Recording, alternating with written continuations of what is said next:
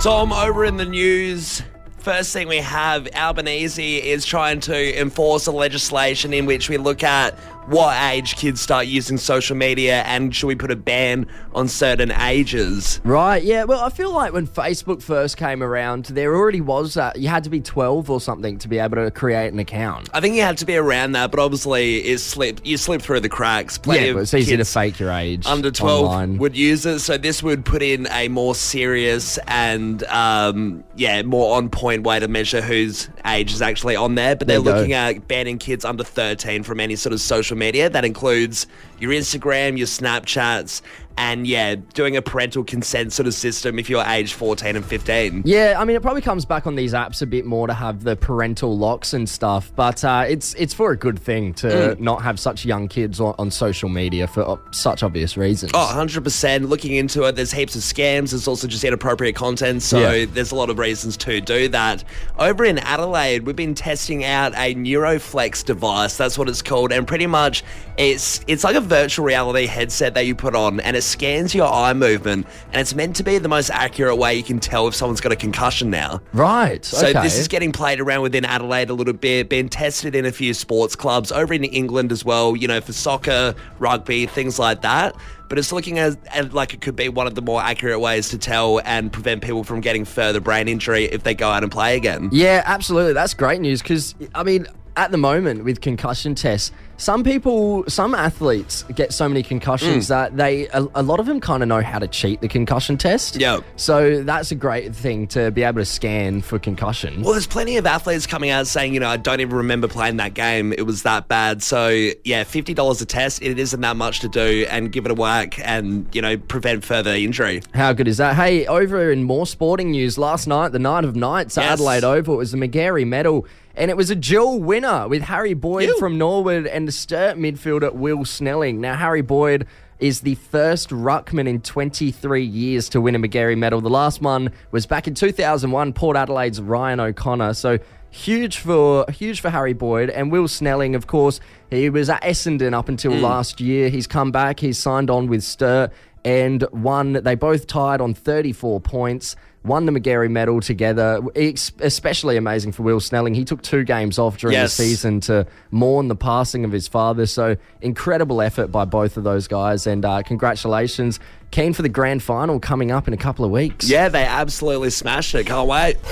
Last week, Netflix hosted a highly anticipated sporting match between two elite athletes. It was Joey Chestnut taking on Takeru Kobayashi, which has been years in the making. They are hot dog eating rivals. Yes, who needs the Mike Tyson, Jake Paul fight? Nobody. We've got this. We got this. This is the best sporting match we're going to see on Netflix. So, it was a one-on-one matchup. It's been years in the making, these two rivals in the hot dog eating competition world. And they finished up with a very impressive amount of hot dogs. Kobayashi ended up with a personal best record of 66 hot dogs. Yep. Joey Chestnut got a world record eating 83 hot dogs. Wow. Now, just to put that into perspective, I've done some conversions. I don't know exact dimensions of what hot dog buns and hot dogs they were having, but if we're going on an average basis, he's had about 3.7 kilos of hot dog meat. That is horrific. About 6.8 kilos of hot dog buns. That's so unreal. Over 10 kilos of hot dogs in total this man devoured. That would have to be bad on your stomach, for sure. That's unreal. I just don't know how someone can eat that many hot dogs. Surely you'd be sick of hot dogs by now as well. He's won the Nathan's hot dog eating championship 16 times. He's been doing it for decades. God, I would have loved to have known what his face looked like the first time he ever had a hot dog. Just that glimmer in his eyes of thinking, most kids are like, yes, I would love to be an astronaut. He would have had his first bite of a Wendy's hot dog and thought, yes, This is it. I wonder This how is my long. life. I wonder how long it's been since he actually enjoyed a hot dog. What, do you reckon he's got a sad career of just devouring himself because it's like the only thing he's good at? Surely you can't be happy with hot dogs anymore. You'd be pretty sick of it. You know Kobayashi as well. I'm pretty certain he is a tiny man. And of is. course, you know, he didn't eat as much as Chestnut, but still, he would have been up there in quite a lot of kilos of meat and bread and whatever. So that is crazy that they're eating that much. Yeah, absolutely. And so we want to go to the text line. What food challenge have you done, Adelaide? Yeah, are you a resident local at a certain food challenge? Have you got the t-shirt? Have you got the trophy? There's plenty of schnitzel challenges and things like that around. Yeah, we want to know, where'd you do this food challenge? Where are the food challenges located around Adelaide? Maybe you did it interstate or overseas. Let us know, what was the food challenge? What have you competed in the food challenge world? Yeah, you've officially got ultimate bragging rights. Coming on the show, tell us, what did you eat? How big was it? Hey, out of curiosity, what if you could pick any food challenge, what would you be doing? I would like to be really good at spicy food. To be able to do that and knock it off, I think that's the most impressive. Because I'm not great with spice to begin with, so that would be a superpower in itself. I'd want like a nice juicy steak, but all right. Got this one here. Tried the 1 metre pizza challenge at Cafe Settebello. I didn't even come close, but if you get it done alone in 45 minutes, you can eat there for free for 6 months. Jeez, that's not bad. That's a great payoff. Yeah, I mean, a metre-long pizza's huge. It is alone huge. in 45 minutes. But Maybe if I had 2 days. If you prepare for that, if Yeah. you prepare well and then you get 6 months free, that's not too bad at all. Got another text come through here. Kenilworth Bakery in Queensland a few years back, a kilo donut. Did not finish it. Give me a schnitzel challenge any day from Lockie. Yeah, I feel like dessert challenges would be another beast in itself, right? Yeah, absolutely. This one here, I tried the Yochi challenge to eat 4 kilos of frozen yogurt. Didn't win because I got a brain freeze. Yeah, that's another one. Is a fatality you'll receive. Yeah. Hey, we've actually got Lockie on the line here in Prospect Hill. Lockie, good morning, mate. The food challenge, can you talk us through it? Yeah. So, a few months ago, I did the rump steak 1 kilo challenge at Ashbourne pub in the Adelaide Hills. Yep. And so me and my mate went down there to do that one, and we got there and got the feed. It was a steak and a beer.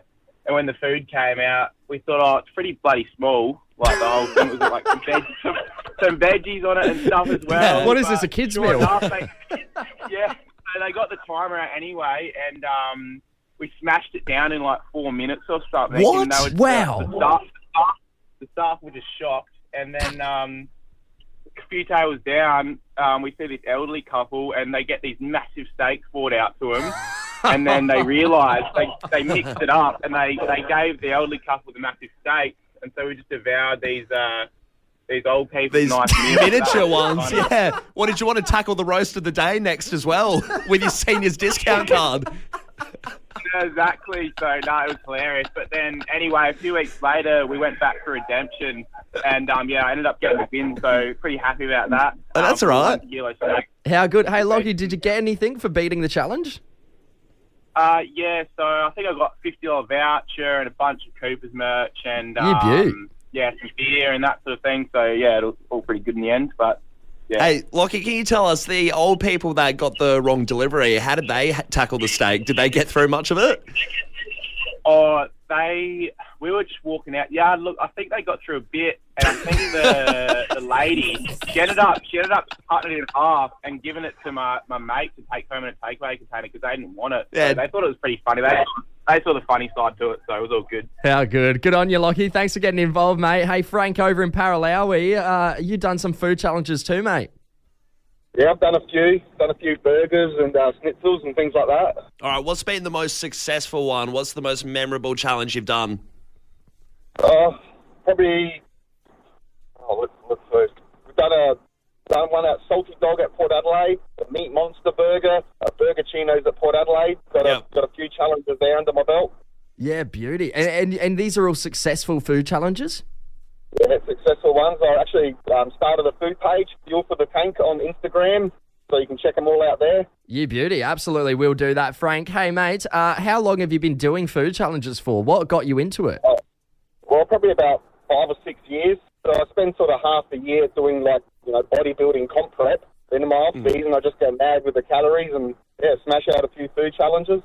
Happy days. Well, mate, Frank, we'll definitely go check out your Instagram page. I'm curious to see all these food challenges. Imagine having your own page and doing it for 5 or 6 years. Frank's with Joey Chestnut of Adelaide. Yeah. There's something we need to get to the bottom of this morning, and we need your help, Adelaide, because Callum thinks there is never an inappropriate time to send a text, and I disagree. Yep. Never. No, I don't think it's ever inappropriate because, people have the option to have their phone on silent as you get into the night, so you should be able to send it at any time. No, I think there is a cut-off time to sending someone a message outside of exceptions, like, it's your partner or something, or you're already engaged in a conversation and it's carried over, or, God forbid, an emergency situation. But outside of those, if you're sending me a message, Callum, at 10 p.m. out of the blue, and it's just nonsense, which it typically is, I'm probably not going to respond. Nonsense, but it's always important. I'm either not going to respond or probably be a little annoyed that you've sent me something. No, I think it's ridiculous because we're in an age where there's a silence option on your phone, so you have the option. Yeah, there's always been the silence option on the phone. The only people that will get irked off by this are older people who seem to have no concept that the silencer exists and their phone's going to buzz off at 12 a.m. in the morning or whatever. So, yeah, otherwise, that's you because should just have the silencer on. You don't have to look at your phone. The reason they have the phone on loud, and if they do get the buzz at 12 o'clock, because it's probably important, probably something they need to respond to straight away. It's not you calling up to be like, hey, man, you want to play COD? You want to play Call of Duty with me? It's not like that. It is. You can just turn it on silent. That's why we have a do not disturb feature. So, genuine question. If you genuinely didn't want to have a message at that time, you would chuck it on. You wouldn't have it on loud. No, you need to keep it on loud in case something happens. When's there an emergency? Never. What do you mean There's never an emergency. Constantly there's emergencies. I always have my phone on silent. Yeah, right. Have a good night's sleep. Yeah. Good on you, mate. Good on you. Genuine question. You don't think there should be any cutoff? You're happy to receive messages at 1 o'clock, 2 o'clock in the morning? Send a message anytime. A call is different. Probably don't call. Don't call. I'm not going to wake up from a message, even if it probably is allowed. I wouldn't call though. Don't call me at 2 a.m. You can send a message. Right. Well, going to text etiquette. They say in general you should avoid texting anyone after 9 p.m. or first thing in the morning. That is the etiquette when it comes to texting. Who's writing this? An etiquette coach for texting? Yes. What a shit Absolutely. job. Who's that? Mate, don't get upset because These you're clearly in the underqualified wrong people here. writing articles about text etiquette. It's like receiving a work email after 5 o'clock. It's the same thing. Yeah, and you have the option not to respond. This You don't have me. to respond to that or look at it. Look, turn it on silent. We need to go to the Fresh Fam. Since it is an appropriate time to text right now, text in to us. When's it inappropriate to text someone, Adelaide? And are you looking at it? Do you want it turned off at a certain time? Is there an absolute cutoff where you say, hey, do not text me at all? What's the go? We've got so many people getting involved on the text line right now. First text coming through, it's okay to text anytime. It's called silent. I start work at 2 a.m. My boss starts work at 9 a.m. But I still send texts, lol, so they wake up with a couple of messages. I tell you what, Good on mate, ya. I think your Good boss on hates you. Well, they still have a job, so it must be fine. The boss is obviously fine with late night messages. I tell you what, if I was texting the corporate fat cat at 2 a.m. every night when he's starting work at, 9 o'clock here, I don't think he'd be too thrilled. Depends on the boss. I think ours would give us an absolute rinsing. But Sonny, I'm an office manager. My staff messaged me at 2 a.m. to see what is happening in the office the next day. For context, it's a 9 to 5 office and they aren't calling in sick. Don't love it. Okay, that's probably the person's boss from the other text. Please stop messaging me. Both sides. Another text here saying, I'm with Callum 100%. True. A text is like a letter in the mail. It can sit there. You don't have to check the letterbox the minute the mailman comes. I'll tell you what, though, if you see the letters there, you go out and grab them. You don't leave them there for a whole day, do you? It's such a stretch. What do you mean? Yeah, but you're not going to get emergency letters in there. It's stupid. You don't have to look at it. It's not about emergency letters. It's that if you see letters in your letterbox, you go and grab them. You're not leaving them for days. But you don't respond straight away either. Because it takes time. It was different. I would say it's a weird analogy, the letterbox. I'm not the one that said the letter analogy. I'm just reading it. I do like that they agree, though. And we got this one here. You can text me whenever you want. My phone is normally on silent or vibrate, and there's no way a text is going to interrupt my sleep from Nico. Cheers, Nico. Fair enough. That's just personal preference, I guess. Another text here. Yes, I'm not responding to any text before 9 a.m. or after 10 p.m. unless it's my kids. Yeah. Okay, kids roll. There you go. That's an acceptable cutoff time. Yeah, we got this one here. Hey, Kim here from Devon Park. Did you know that you can schedule messages? So if it's urgent to get off your brain, you can make it send at a better time and just press it now. Yeah, right. Why are you scheduling messages? If it's something that you think you're going to forget the message, it just can't be that important. I'll schedule this for 10 p.m. the next day. Like, why? I'm glad we can agree on one thing. It's so bizarre. Oh, man, so many texts still coming through. Another one here. I don't really care when someone texts me as long as it's actually important. Just don't expect an immediate response, you know? It's 4 a.m. I'm not answering your hi. Yeah, good stuff. All right, it has to be important. And this one here, Tom. I don't think you read this one yet, or you would have piped up. Usually don't like getting a text after 11 p.m. Yeah, good stuff. Unless it's the you up text text from Tom's mum. What? This weasel is back. We need to find this guy. Are you kidding me? Aussie legend. My mum is not texting you. Somebody's texted through saying, any time is okay to message or call, I think. I will always answer a phone call any time of the day, night. All right. I'd love to give your number to Callum here and you get a phone call from him any time of the day or night and it's just a spurting absolute crap. It's never a phone call, one. No, my Maybe bad, sorry. text. It's never a phone call. It's rarely a text. It's a bloody voice memo. Voice messages are my thing, but you don't have to look at the voice message. That's up to you. I'm not, I've told you a million times, I'm not listening to your 2-minute long voice memos where you get sidetracked about whatever you're talking about and talk about something that just happened to you like you tripped on the curb. Thing. You don't have to listen to it if you don't want. It's up to you. I don't listen to it. Good. I don't want you to listen. You're off the subscription. Stop I'm not going to sending send anything to you now. Oh my God. Piss finally. me off. Is that all it took? I'm free. Got this one here. Anytime between 10 p.m. and sunrise is 100% off limits, unless it's an emergency. Absolutely. This includes phone calls. If I get a message in this time, I'm going to ignore it until the next morning from Sammy B. Absolutely. I'm going to ignore it. Yeah. Sammy B loves a good sleep. Absolutely. Another text here coming through. Hi, iPhone user here. I can click and hold the message, whether it's a text messenger, and read it without it going as read.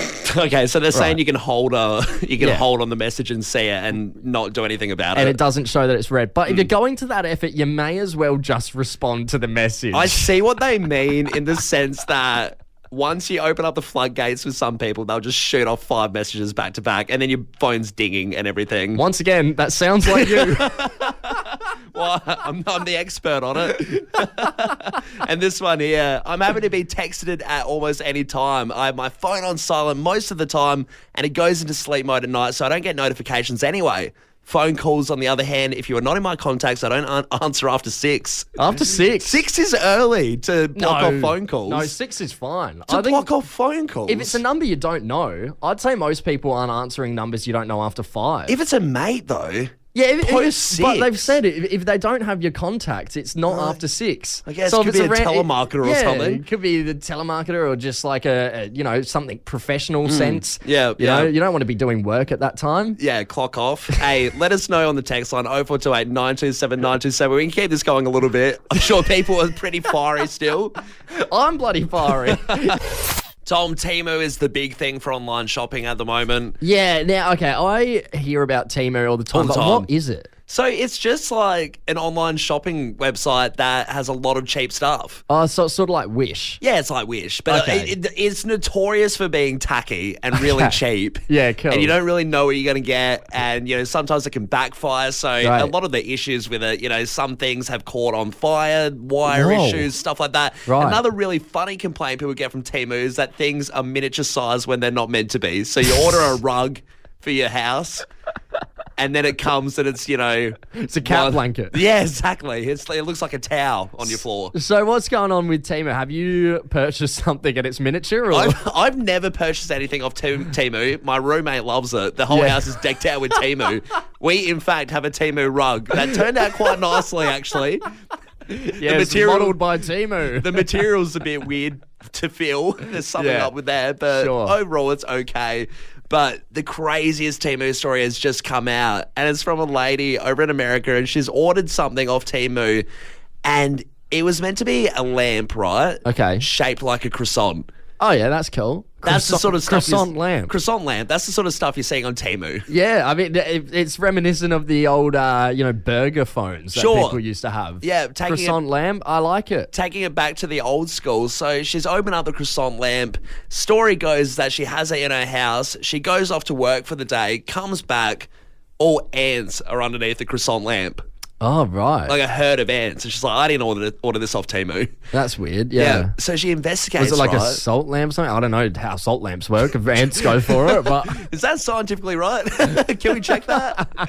But yeah, so there's all these ants underneath the croissant lamp, and then she goes to inspect it. It is literally a croissant covered in resin. It's a genuine croissant. It's a genuine croissant food from a French pastry. Covered in resin as disguise because some factory over wherever had thought they could just palm this off and charge top dollar. So all you bought is an inedible croissant. No, apparently she tasted it. She took a bit of the resin off and she's like, well, I'm going to do some further investigation, takes a bite out of this ant-covered croissant, and then she said, yes, it is an actual croissant. So this is the stuff you can get off Temu. So was it wired up? Was there a bulb at all? Did she try and turn it on? I don't think she tried to turn it on. She was probably about to. But yeah, obviously realised that she could eat it up. So is it like Marketplace where just any Joe Blow can sell stuff? Is that how people are getting away selling? No, I think it came from a dodgy factory. But... yeah, just a weird PSA to everyone. Don't get the croissant lamp if you see it on Temu. Unless you feel like a croissant. Yeah. Footy. I can't hear what you're saying. Footy. You're gonna have to speak up. Footy. Hoodie? Cookie? Missouri? What are you saying? It's footy. Mouthful of SANFL with Tom and Callum on Fresh 92.7. Yes, Mouthful of SANFL. This is one of the weirder games we've been told to play on this show, but it's a lot of fun. It's a lot of fun. We started it yesterday, and pretty much we're going to stuff one of our faces with marshmallows. Then one of us has to say a footy term, a word, a phrase. All you have to do, Fresh Fam, is guess what we're saying. Yeah, it'll be a word, something that has to do with the SANFL. And if you guess it correctly, you get to come into our exclusive SANFL Grand Final Fresh Box at Adelaide Oval on the 22nd of September. Geez, this is hot property. You thought the hill was good. You thought standing by the scoreboard, but this box is awesome. We're going to have a bit of music in there, food, drinks. So yeah, you get to come along, bring a mate too. That's it. It's a double pass to come along into the Fresh Box. A very exclusive invite. We cannot wait for this. I mean, as well, on the day at the footy grand final for the SANFL, there's going to be kids zones with footy inflatables and games such as putt-putt, Jenga, cornhole, Connect 4. Yep. So something like everything to do for the kids there, keep them entertained. There'll be giveaways on the day. There'll be food trucks. There'll be wine and gin bars. So plenty to do for the adults as well. Yeah, huge amount of stuff. And if you're not even into the footy as much, like you said, there's heaps going on. So you'll have fun for sure. Yes. But should we kick it off? Let's do it. It's reminiscent of that bloody internet trend, Chubby Bunny, isn't That's it. So you're stuffing your face with marshmallows. Go for it. Out of curiosity, how many marshmallows did you put in your mouth yesterday? So when I did it yesterday, I think I did about 6. Right. And it seemed to do the job where it wasn't strangling me too much and I could get the words out a little bit. I think I've got a smaller mouth than you, but I'll give it a go. Man, that's 1, 2, 3. Oh, move. Oh. All right, one more. Jeez, you do have a small mouth. Oh, no. This is the definitive way to measure a mouth size. Stuff it with marshmallows. All right, you've got a word to say. Fresh Fam, all you have to do right now, if you know what word Tom is saying, call up. Thankful. There you go. One more time. Thankful districts. All right, I think we're going to be a little bit more generous. Just one more in case, because it sounds a little off. We'll give you one more, Fresh Fam. Central District. We're heading over to Northfield. We got Sasha on the line. G'day, Sasha. How are you, mate? Yeah, good stuff. Yeah, Very not good. too bad. Now, Sasha, do you follow a SANFL side? Not particularly. Yeah, but you're keen to come along to the granny. Oh, for sure. Sasha, have you been to a SANFL Grand Final before? Negative. Oh, cool. All right. What a first experience in the Fresh Box. Now, Sasha, you heard what I said before. What word do you think it was? Central Districts. Central Districts.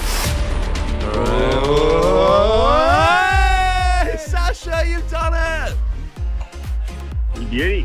How good is that, Sasha? You can bring a mate along to the exclusive Fresh Box. We'll have a DJ, we'll have drinks, we'll have food. And most of all, we're going to have a great day. Cannot wait to see you there, 22nd of September. No, sweet. Sounds good. Cheers. Easy, Sasha. Who are you going to bring? I might drag my brother along. Yeah, good Awesome stuff. stuff. Now, Sasha, we know Norwood are already into the grand final. We won't know who they're playing against till Sunday, but who do you think you'll go for out of Norwood, Central Districts or Glenelg? Probably go Centrals. Oh, okay. All right. Rivals. Rivalry in the box, Sasha. We'll see you there, mate. Congratulations. Cheers. Cheers, guys. Cheers, mate. Mouthful of SANFL returns on air tomorrow. Just listen out for the word. If you get it right, you and a mate, come along to the exclusive SANFL Fresh 92.7 box. Can't wait to see you there. The talk of the town is the new iPhone 16 that's come out. Yes, I've been hearing things about this. And obviously, this is, the rat race to do heaps more with AI, which is, prompting all this stuff that's a little bit, it's futuristic as hell. Yeah, I mean, AI is definitely on the rise at the moment. Yep, so all the phone companies are competing. How can they do more and more cool stuff? And of course, Apple has taken the cake with a few of their features. So we'll get into that. Yeah, right. What have they got on the iPhone 16? So starting off, they've got a hearing test you can do with the AirPods. Oh, wow, Like really? a proper clinical hearing test. So if you think your hearing is getting a bit lost, a bit shot, you can do a hearing test with the AirPods, and they're trying to get it approved by health administrations. Wow, okay. So that's one thing. As well, tracking sleep apnea with the Apple Watch. Yeah. So if you think you need one of the machines, you can give it a test on the Apple Watch and see if you need one. Geez, so they've really gone quite the medical route on this latest What's one iPhone. of those, do you need the doctor now? Yes, you do. Yeah, I wouldn't trust the phone Bottom line, wholeheartedly. yes, absolutely. We still need doctors.